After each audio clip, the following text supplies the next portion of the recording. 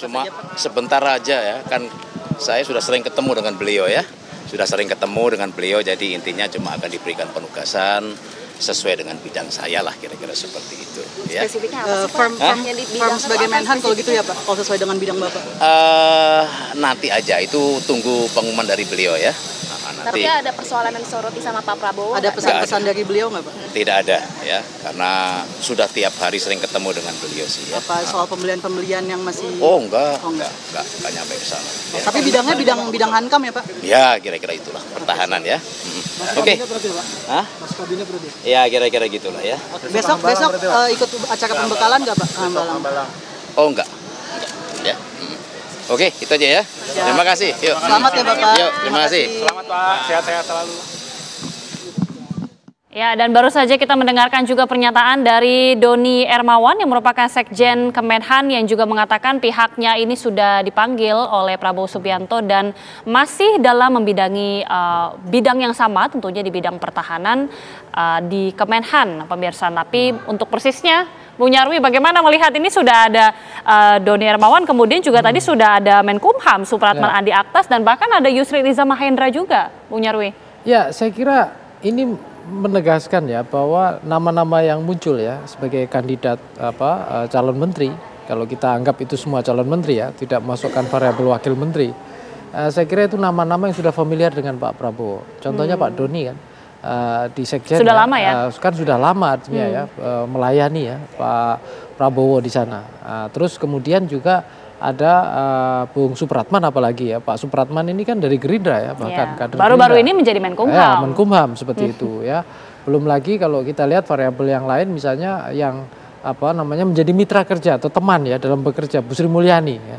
Itu kan juga sudah lama ketika Pak Prabowo masuk dalam pemerintahan Pak Jokowi, tentu di sana Bu Sri Mulyani udah jadi menteri ya keuangan.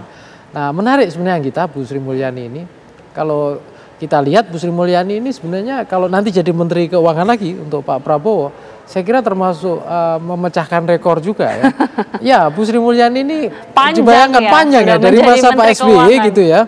Kemudian off menjadi Direktur di World Bank, kemudian masuk lagi Indonesia zaman Pak Jokowi. 3 presiden artinya Menteri Keuangannya sama. 3 presiden dan 4 periode hitung ya kan gitu.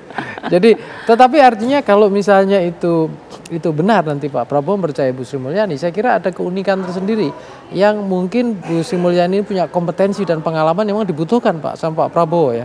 Tapi memang kalau kita lihat ya Anggita ya, dari paradigma cara berpikir dan penjelasan dari Bu Sri Mulyani soal kebijakan anggaran dan lain-lain, saya kira ini juga banyak beririsan ya dengan visi misi Pak Prabowo, dan banyak argumentasinya itu saya lihat juga ideologis ya, yang itu mungkin dugaan saya ya, itu menjadi daya tarik tersendiri bagi Pak Prabowo. Walaupun di beberapa kalau kita dengar ya, entah dari informasi gitu, ada juga yang tidak setuju dengan gagasan Bu Sri Mulyani, gagasan ya, gitu, karena dianggap mungkin kurang pas gitulah.